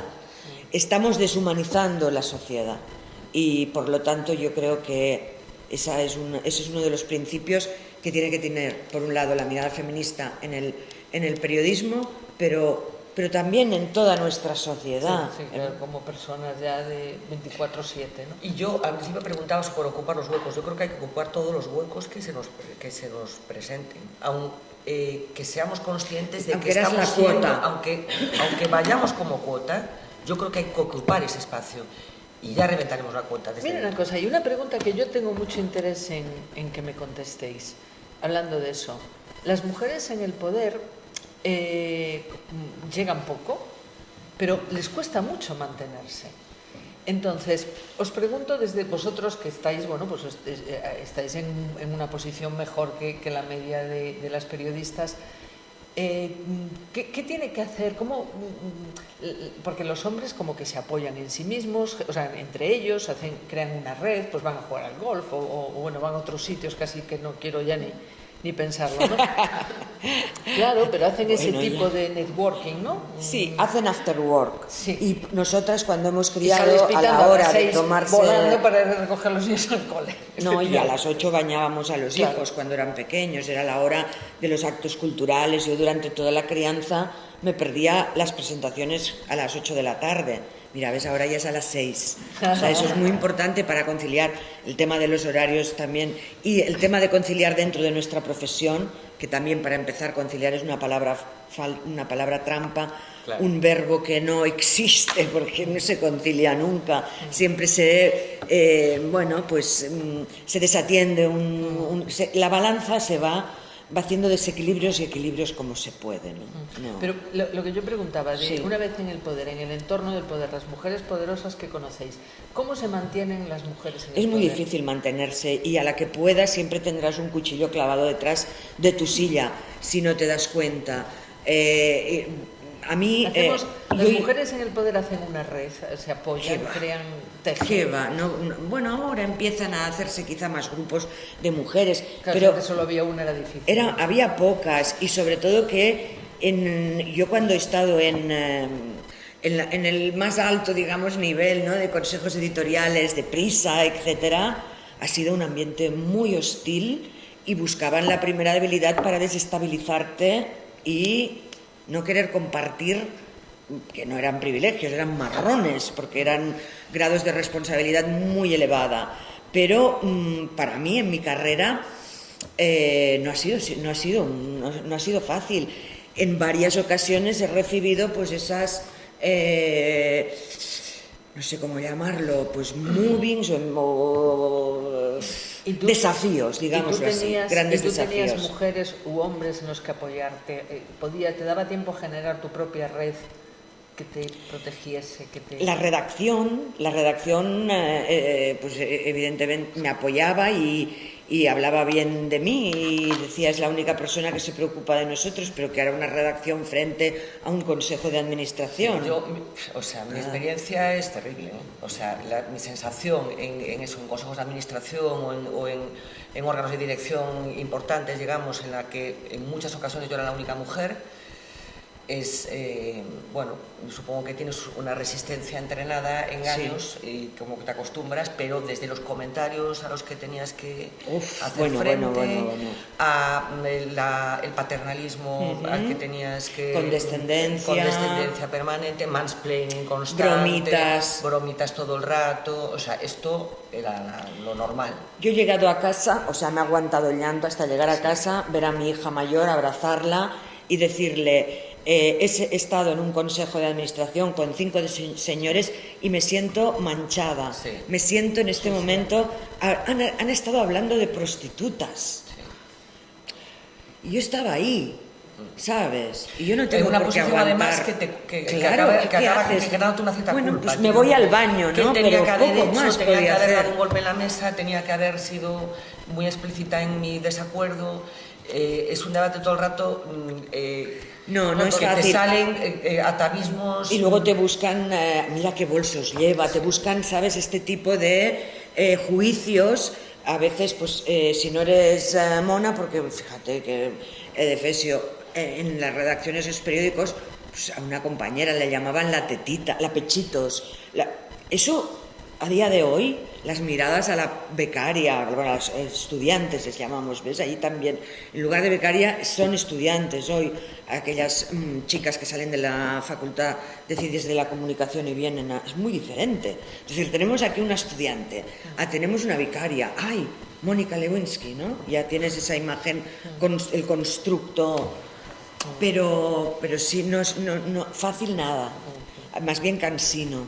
Y entiendo todas las que tiran la toalla y dicen me voy, las Ana Mari, las primeras ministras que se han ido, porque el poder erosiona. Lo nuestro tampoco es poder, sino es gestión de información, porque no hay poder económico, no hay poder, bueno, de influencia quizá, pero es un territorio, el poder es un territorio hostil siempre. Y bueno, pero también muchas veces también es hostil para los hombres, ¿no? A lo mejor lo que Sí, pasa es que bueno, ellos claro, tienen, por supuesto, ¿no? por Es decir, supuesto. Las puñaladas vuelan todas, Sí, pero sí es cierto y están que más tienen... entrenados a volverse a levantar, y Claro, nosotras no. claro. Nosotras, ante un estropicio, decimos, recoges y te vas. uy, me voy, me pongo a y hacer vosotros, quesos. Tú cuando estabas ahí en esos consejos, ¿te sentías una intrusa? ¿Sentías dos cosas? Por un lado, que te merecías estar ahí, y aún mereciéndolo, que te dabas cuenta que eras un outsider, que aquello que no era tu mundo.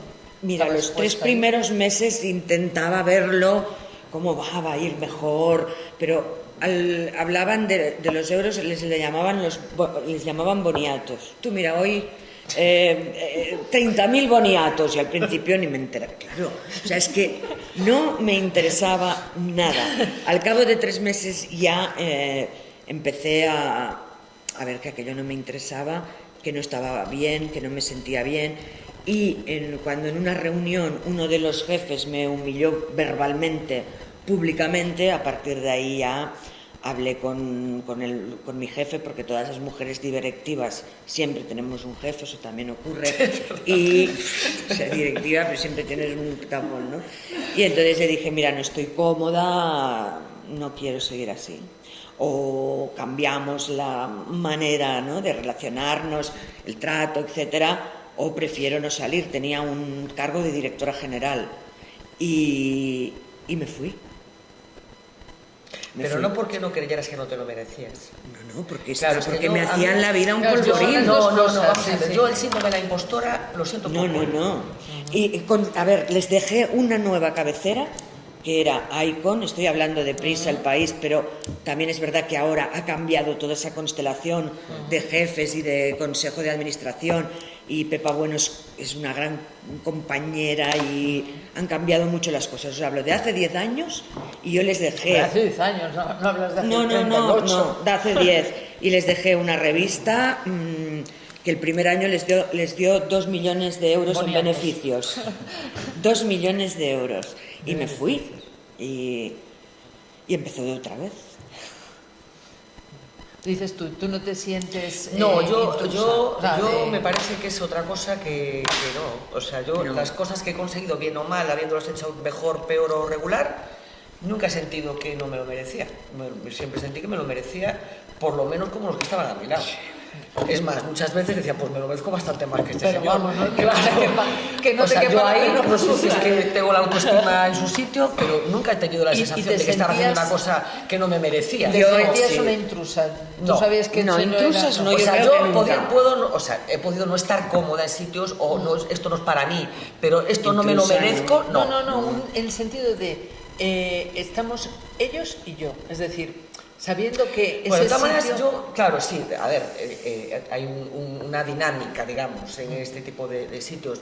Después, yo creo que también un tema muy interesante para poner encima de la mesa, y que creo que también va a ser una hora de que lo introduzcamos, que es ¿qué hacemos con los hombres? Es decir, con los, claro, con nuestros cómplices, con los que quieren ser cómplices. Claro, es que una gran parte son cómplices. A mí también me parece nuestros hermanos, nuestros no, pero amigos. Es otro debate que también hay dentro del feminismo. Pero estamos hablando, ahora estábamos hablando del poder masculino, claro. No os hablo de los compañeros de maqueta o de mesa de redacción, que afortunadamente el trato es entre iguales, hoy entre compañeros, y y ya está, tampoco... O sea, a mí el victimismo del femenino me parece el peor error que podemos cometer. Esa es una de las cosas, ¿no? Y el feminismo victimista... No, los hombres evidentemente son hipernecesarios en el feminismo, si no, no podemos. Y ellos también son víctimas del patriarcado. Claro, ellos son los si de lo que se trata es ¿no? de salir de ese patriarcado. Me imagino que habrá muchos señores que querrán quedarse en casa cuidando de sus hijos y no se lo han podido permitir, no se lo han podido ni decir. Si le dicen a su mujer, ¿por qué no te quedas tú, Luisita, trabajando y yo tal? Y Luisita palma allí mismo. O a mí me pasa, yo que hago la información de educación, a mí me da mucha pena porque yo estoy convencida que hay muchos chicos que quieren ser profesores de infantil y que socialmente cada vez mejor, pero igual que a las chicas cuando dicen quiero hacer ingeniería, todo el mundo en su familia, alguien de su familia siempre le dice, ¿cómo no haces medicina? Que es más de chicas, ¿no? A ellos seguramente si dicen quiero hacer educación infantil les dirán, hombre, no sé, haz, no sé, como mínimo primaria o haz lengua para poder ser profe de instituto, no seas profe de guardería, porque a mí lo que me gusta es estar con los pequeños, ¿no? A los hombres son los primeros que pagan el precio, ¿no? No, pero yo creo que es un momento interesante para escucharlos también, ¿eh? O sea, a mí me parece que hay que siempre hay que escucharlos. Hay que levantar antenas de escucha a los hombres, porque yo creo que también hay un debate interno dentro de los hombres, ¿no? Que yo creo que es interesante que lo escuchemos. Y que además yo creo que ellos son los que pueden cambiar las cosas. En el momento en que un hombre en una redacción, en un chat, entre amigos, dice, esto no. O sea, esto no se puede decir, esto no se puede hacer o tal, yo creo que es el que cambia el ritmo, ¿no? Es que hay muchas maneras de ser y sentirse hombre, ¿no?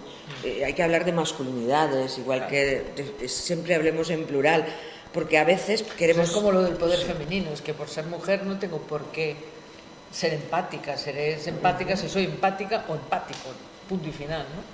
Así es. Es verdad. Bueno, yo no sé, me parece que ya se nos acaba el tiempo, ¿no? Y bueno, eso podríais haber hablado desde el principio, ¿eh? No se me ocurrió decirlo. Vale. Pues nada, si preguntas, cosas, reflexiones... Tú sí, pues venga. Bueno, pero empieza tú y así se rompe el hielo. Bueno, muchísimas gracias por el enfoque. Estoy aquí para debatir, para pensar. Fui anotando y quería, preguntar si alguna cosa que, primero, de esta RAI que decía Fernanda. Creo que muchas veces en la historia las mujeres tuvieron esa idea, ¿no? Porque, también la primera onda hubo empujones. Estaban muy aliadas con todo el movimiento abolicionista. Entonces, ¿qué pasa? Que eso queda opacado.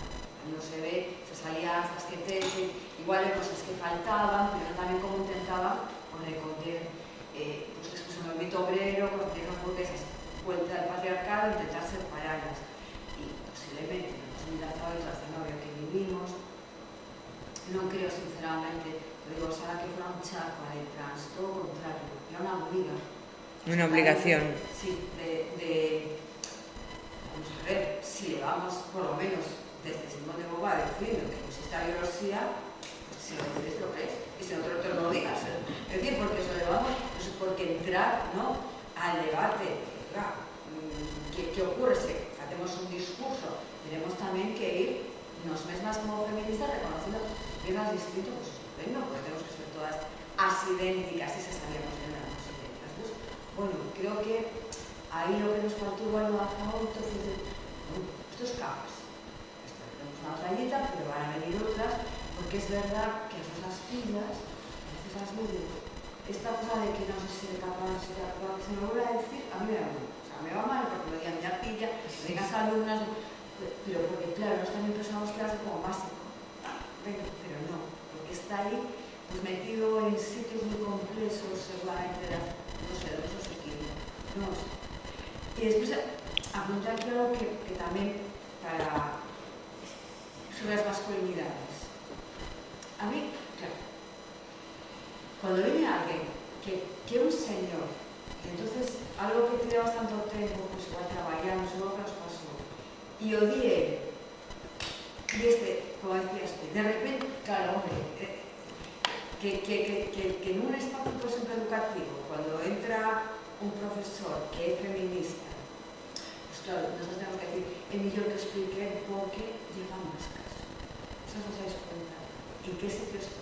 En qué trampa mortal terrible de no reconocimiento das mujeres.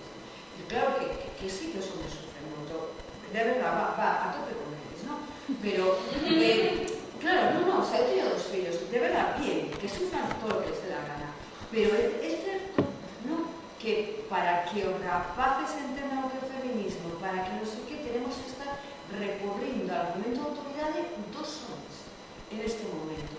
E iso é un non recoñecemento das mulleres e do seu valor que temos, a mí me preocupa, e digo sinceramente. E esta mañá falei coa compañera aquí en Toledo, eu creo que 20 anos, tamén profesora de filosofía, e a decía, claro, adoptamos un rol maternal e ¿quién tiene el reconocimiento de que sabe una especialidad? O masculino. Entonces, claro, siempre pudieron ser profesores de ciencia. No les interesó nunca. A mí, de verdad, igual que se hace el todo les iba a dar, o sea, todos les iba a dar. Entonces, si os coidan, además les tenemos que hacer una cosa así como alfombras vermellas y fuegos artificiales constantemente. Entonces, es verdad que el patriarcado, bueno, en una situación de bastante más privilegio. Es decir, si os hacían, se lo reconocíamos como que mira que ven, pero entonces, es un sitio, es como, a mí me parece que hoy siempre estamos en una húmeda navalla, constantemente. Es decir, vale, estamos de repente, cuando llegamos a un espacio de poder, pues claro, nos tenemos que echar a casa, sabemos muy bien lo que es eso, pero ellos cuando de repente entran en otro espacio tal, se convierten en modelos ideales. Esto de limpiar, o sea, no sé, de bañar a un neno a 7 de la tarde, eso lo digo papel siempre, es decir, que era un espacio de realización personal, pues oiga, mira, los tienen, o sea, tienen séculos para poder desquitarnos de todos los que hablamos, no sé, bueno, y por ejemplo, ahora por avances nuevos me da muy, o sea, realmente estoy preocupada. A mí, pero mi padre no dejaba entrar a mis hermanos en la cocina, porque les llamaba cazoleiros. Sí, a ver. Claro, me imagino que eso, luego, ¿qué ocurrió? Que a nosotras... ¿Qué es cazoleiros? Bueno, que andaban entre los cazos, ¿no? Entre las, era como... no es nada, no quiere decir las... Pero cocinillas. Pero no, simplemente, claro, sí, ¿qué ocurrió? Que nosotras las hermanas les dijimos a nuestros hermanos, hasta aquí hemos llegado, o sea, no, olvídate. Mira, ese es un ejemplo muy bueno. Es decir, el otro día que no hemos, estoy un poco fuera de la tele, veía un espacio donde todos los chefs eran señores y de comer de lo que se no las comen. Toda la vida nos dieron de comer y ahora constantemente los tenemos que ver con estrellas y por encima en la televisión. Entonces, le damos algo poder y lo masculino. Entonces, a ver, sí, eso sin duda, es que es muy difícil porque, claro, ¿qué ocurre? Nosotros tenemos un problema clarísimo de machismo con los adolescentes, chicos, sobre todo si cursan pocos estudios. Así es. Ese es un problema serio. Muy Entonces, serio. para entrar ahí, solamente nos quedan dos espacios, como eu falo da abuelita, entonces, o que sea un home que traballe o tema, si no, o presentamento a unha muller moi mal que nos podes imaginar. Terrible, pero terrible de terrible. Entonces, digo, no, lo pongo así como debate porque seguro que los que tienen las redaccións e obedecen en todos os espacios. ¿Qué facemos? ¿Realmente caemos en la trampa de que sí, que sexamos hombres? ¿O como traballamos ese recitamiento, creo que inducido y con intereses claros, para que una cuarta población masculina sienta a sus compañeras chicas con un peligro y utilice incluso la violencia con ellas, extremo, sabemos que están haciendo, no sé, es algo que a mí sí que me preocupa, porque no creo, yo sí que no estoy, creo que en el punto ellos están perdiendo algo, no, si se lo perdían es porque les interesaba perdérselo. Era interesante, prefieren estar en el consejo de direcciones que está, no sé, pasando la moja. No, también, claro, las otras no. No, el problema es... Pero es importante pasar la moja. Sabemos que de todas formas, hai ferramentas, vamos a ver, eu creo que isto é común a moitas carreiras profesionais. A priori, as mulleres e os homes entramos na carreira profesional a vez. Falo de carreira profesional que a Universidade polo medio, non? Chega un momento, cando chega o momento da procreación, que son elas as que desaparecen das empresas, non? Isto hai formas de tratar de mitigalo, que, por exemplo, que os permisos paternais sexan obligatorios. Claro, esa é unha decisión que hai que tomar, porque estamos falando de política, claro, isto é político tamén, non? Entón, hai un problema que ten que ver cos 20 e tantos, 30 anos, que cando estás empezando a acelerar na carreira profesional, que hai que tomar unha decisión. Fíjate lo que... E hai unha parte que é biolóxica, que non queda outra, que tires a que pares, que hai que tomarlo como un privilexio, non como un problema, non? O sea, claro. Pero fíjate cómo son las cosas. Ahí atrás, en una charla, la Asociación Española, la Sociedad Española de Cardiología, que es muy de chicas, pues hacen congresos, pues como todas las sociedades de todo desde hace tiempo, ¿no? Bueno, pues ahora la Sociedad Española de Cardiología tiene guardería, es decir, cuando hacen un congreso siempre contratan un servicio de guardería para que puedan ir los niños. ¿Por qué? Porque las mujeres son las que van. Y yo me quedé horrorizada cuando me lo dijeron. Ellas lo dicen en plan, mira qué bien que hemos conseguido la guardería para poder ir. Y yo, a ver, ¿pero por qué? Porque sus maridos son cardiólogos. Es decir, claro, no ocurre yo me voy al congreso el fin de semana, Palma de Mallorca, fíjate qué casualidad, y te traigo un pañuelito de Loewe que te regalo a ti, pero mientras me he ido al congreso el fin de semana. No, resulta que como ellas van al congreso, porque si no pueden hacer esa carrera, no pueden a los 30 y tantos dar esos saltos y tener esa preparación y tener ese background, pues dicen, pues nos tenemos que llevar la guardería puesta. Y sus parejas, que son cardiólogos, dicen, sí, nosotros también nos apuntamos. Es decir, ellos no se quedan en casa con los niños en ningún caso, ¿no? Es curioso, es dejar la comida hecha antes de ir al hospital porque tienes un infarto. O sea, es así la cosa, es decir, tú lo organizas para poder tener eso que dices tú, el tener a los 30 años, que es donde había la gran diferenciación en los trabajos, ¿no? O sea, sobre esa edad, porque ellas se van corriendo de casa, de trabajo, a recoger a los niños al cole o lo que fuera, y ellos se quedan en la charla, se van a tomar un vino con el jefe o lo que fuera que hagan, ¿no?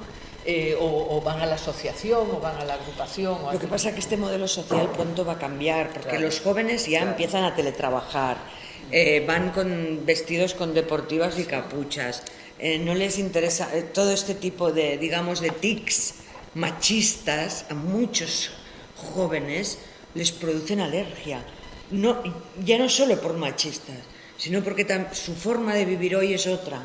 No aspiran a ser esclavos. Han visto a sus padres, a nosotros, trabajando sin parar. A mí, a veces mi hija me dice, ¿cuántas cuidadoras tuve de pequeña? Por ejemplo, un poco medio reproche, ¿no? Yo le digo, sí, hija mía, pero si no hubieras podido estudiar donde y todo lo que has hecho. Sí, mamá, estoy muy... Y luego cambia el discurso y lo comprendes más y lo valora mucho, claro. Sí. Pero yo creo que el mundo está cambiando, pero a pasos agigantados, y ahora el desafío de la inteligencia artificial ya veréis, va a cambiar los contornos de nuestra sociedad. Yo quería preguntaros, porque un tema que salió así al final y en varios momentos da vosa conversa, que é este crecente machismo, ¿no? da xente máis nova. Cando foi todo o tema de Jenny Hermoso, el Salto publicou un artigo de opinión dunha xornalista deportiva, non sei, supoño que o vistes porque foi moi viral, que contaba o drama absoluto e a violencia a que son sometidas, sobre todo as xornalistas deportivas nesas redaccións, ¿no? Claro, eu lendo ese artigo non puiden evitar ponerlo en relación con todo este coñecemento que temos dos espazos educativos donde vemos que hai unha mocidade tremendamente machista, ¿no? Porque, claro, as reaccións de deportes son xente moi nova en xeral, ¿no? Son sonoristas máis ben xóvenes, a donde acceden, claro, donde non se pide a rigorosidade, ¿no? Que se pide nos espazos do xornalismo, donde todo este tema da frivolidade e tal, pues está máis encima da mesa, entón parece que se permiten certas cousas e aparecen como son, e aí aparece a fratría, ademais, en estado puro, ¿no? E vos que estades nos en espazos de outro tipo. Me gustaría preguntarvos iso, ¿no? Como chegan estas novas xeracións, se realmente vos percibides que hai máis machismo ou se a formación, e eu sigo crendo que a revolución de 2018 algo fixo, ¿no? A pesar de que non foran as expectativas o mellor que esperábamos, se realmente se está notando, non? Eso que se construiu, porque claro, están empezando a chegar, entendo eu agora, os espacios laborais, a xente que estaba empezando a estudiar en 2018 e que viviron o movimento feminista con súas compañeiras. Non teño esa curiosidade, porque claro, eu non coñezo a redacción, non coñezo as consecuencias da redacción, mas como pode ser? Claro, hai tempo que non estou nunha redacción. En la redacción, yo estuve cuando estaba en sociedad, estaba delante de deportes, era terrorífico, o sea, era terrorífico deportes, terrorífico. Y yo no estaba en deportes, ¿eh? Y yo me pasaba, yo hacía así. Porque yo soy ahora la feminista, entonces ya nadie me hacía mucho caso, entonces va. Pero era, o sea, decían unas cosas, desde los gays pero yo creo que era una pose, ¿no? Era todo, bueno, pero era así, sí, no, terrorífico, o sea, no hay palabras para decirlo. Hoy por hoy, uno de los chicos que hace deportes, que es un chiquillo jovencísimo, lleva las uñas pintadas, que me parece, ahora me parece que ya cambió, no está en deportes.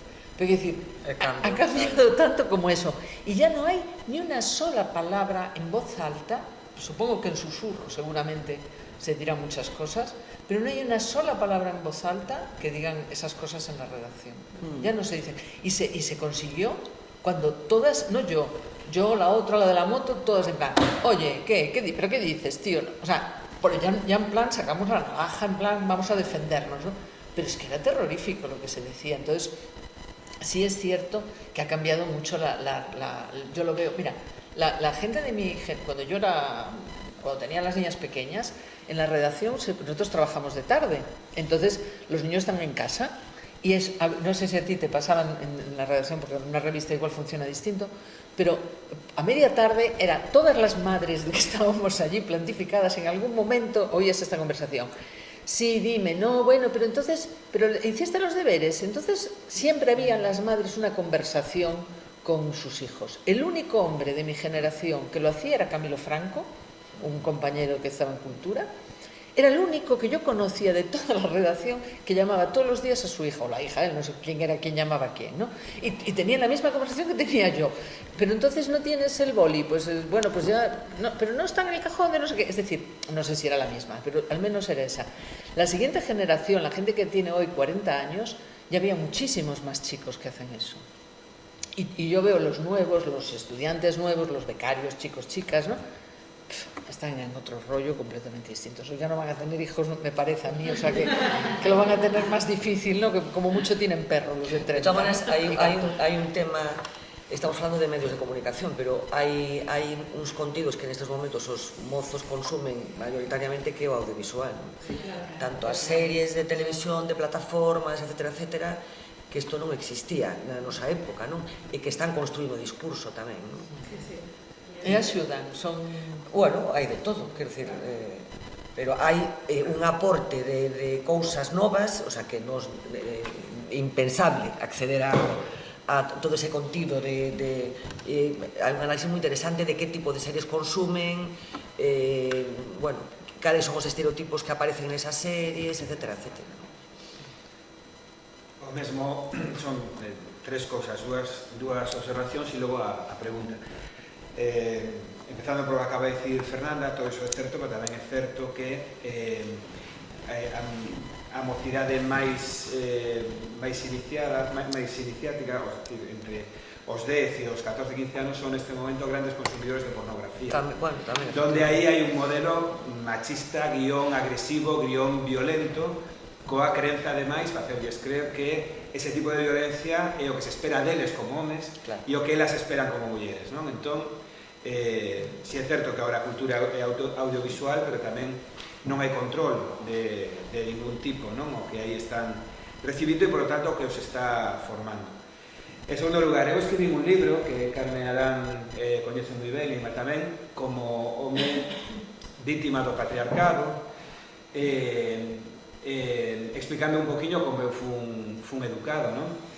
E todo o que nós como homes sufrimos desa educación que nos obrigou a ser un determinado tipo de persoas, xa non digo nin de homes, de persoas coa que non nos identificamos e contra que temos que pelexar continuamente. Cando eu anunciei que ia facer este libro, unha persoa que non debo decir quen foi, pero era un home moi importante da cultura galega, un Petrucio, ou el cree que un Petrucio, dixo, vaya, un libro contra os homes. Esa foi toda a lectura que fixo unha persoa que todos estamos aí sabemos quen é, porque o vemos seguido en medios de comunicación, etc. Pero esa foi a análise que fixo, non? Nunha colección que se chamaba Feminismos, falo en pasado porque non sei se existe xa, na Editorial Galaxia, que eu dirixía, había libros que sacaban mulleres. O primeiro foi Jorge Marín, o segundo fun eu, e o que eu recibín dunha persoa que va dictando sentencias e que quere sentar cátedras con outras cousas é que eu escribí un libro contra os homes, cando en realidade non era iso, non? Entón, bueno, esa era un pouco a observación. E agora a pregunta é unha pregunta moi chunga que vou facer, e é que pasa co xornalismo? Quero dicir, ti tes 55, teño 57, por tanto estive na universidade máis ou menos como a ti nos anos 80, eu sempre, bueno, con Carme compartí aulas, e eu recordo a sensación de ir a comprar El País nos anos 80, estudiante de universidade, non sei cantos estudiantes de universidade hoxe compran un periódico, non? Bueno, creo que se pode un licenciar en xornalismo sin ler un periódico. Hoxe en día isto pode pasar. E a sensación de que a prensa era realmente un contrapoder, que a prensa estaba fundamentalmente para mellorar a sociedade, para que pudiéramos acceder a parcelas de coñecementos que o mellor o poder non interesaba, e eu non teño esa sensación do xornalismo. É dicir, xa non vou meter no rollo do clickbait, levo fatal, eu son moi activo en redes sociais, levo fatal periódicos serios, estou en Twitter e me din, bueno, en X, e me din, increíbles declaraciones de no sé quién. A ver, ABC del periodismo, el titular ten que decir que pasou, pero lo que quieres es que se clique ahí y luego es una chorrada. Una chorrada que se conta ao final da noticia. Terrible. Bueno, es que lo que estás describiendo, sí. Claro, se está obligando a escribir nas redaccións dunha determinada maneira, o sea, estos son, vou poner un exemplo moi chorras, estos son os 5 alimentos que debes evitar para ganar peso, que destos hai así continuamente, non? Entón, clicas, no titular deberían estar, ¿no? Pero non están, clicas e entón empezas a ler e van saliendo anuncios e logo ao final te dicen que tens que evitar non sei que, entón, o propio xornalismo está nese sentido, eu creo que, vou non dicir dunha maneira moi gráfica, axudando a rebaixar o nivel cidadán, non? E logo teño a sensación, aínda que é inevitable que as cabeceiras estean significadas políticamente, como está todo o mundo, todas as empresas, pero creo que neste momento hai unha especie de falta de pudor.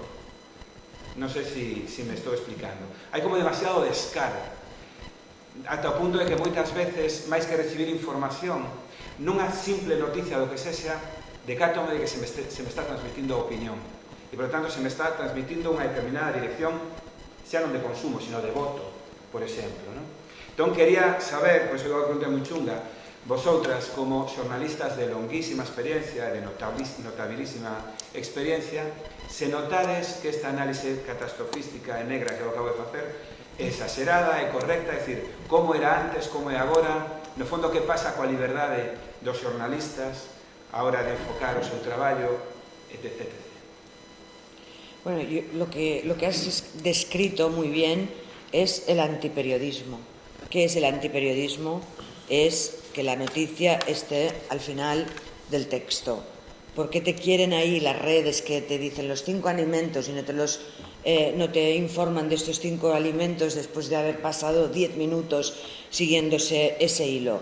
Porque te quieren tener ahí, te quieren retener, te quieren vender, te quieren vender. Entonces, por un lado, las fake news han afectado muchísimo al oficio, pero a la vez también nos ayudan a discriminar entre lo que es periodismo y lo que es entretenimiento. Hoy la información, además de las compras, es uno de los grandes entretenimientos globales, a nivel global. La gente quiere información, aunque sean bulos, pero se entretiene buscando, informándose, navegando, etc.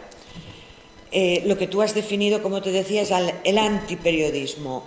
¿Cuál es el papel de los periodistas?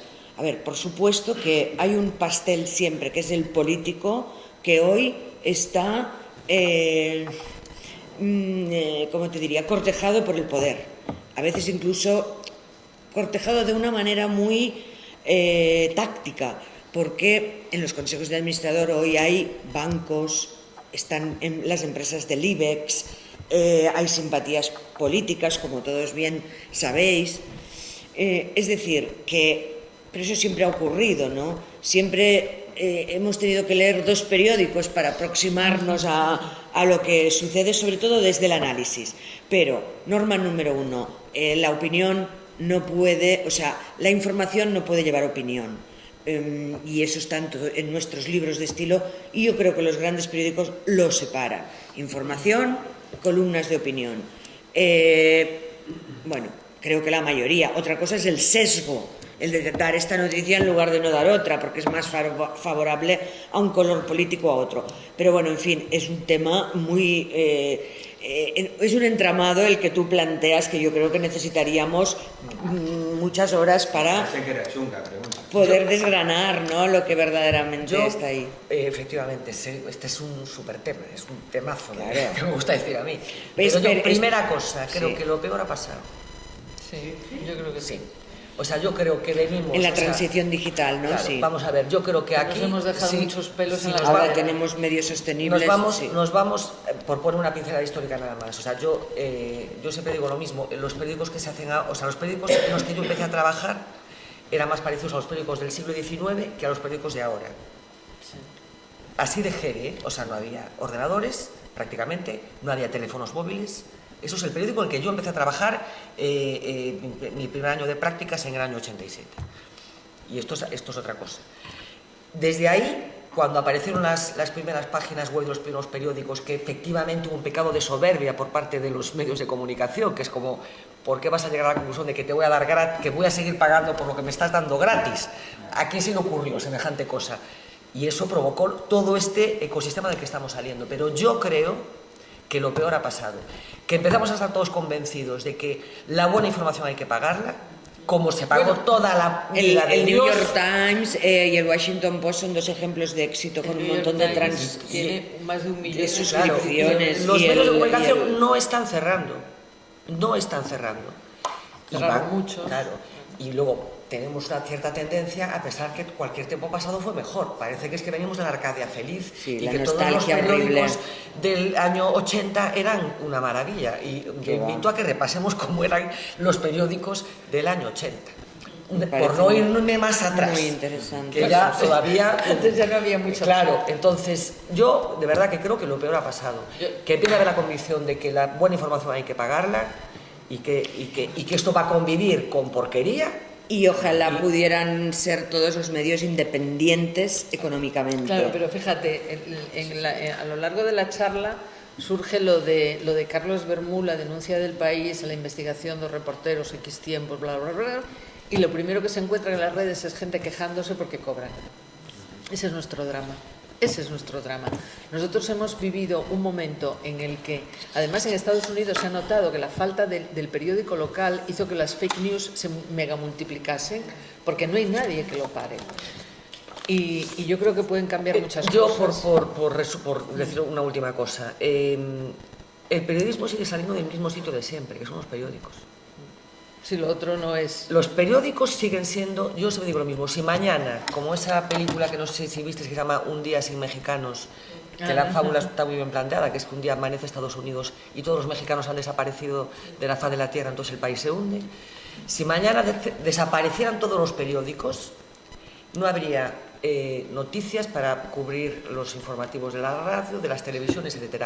El periodismo de investigación, el periodismo con mayúsculas, sigue estando en esa cosa que todo el mundo dice que se va a morir mañana y que no se va a morir mañana, que son los benditos periódicos. Y yo lo tengo cada día más claro. Muy bien. Ya lo Pues bravo, hasta luego.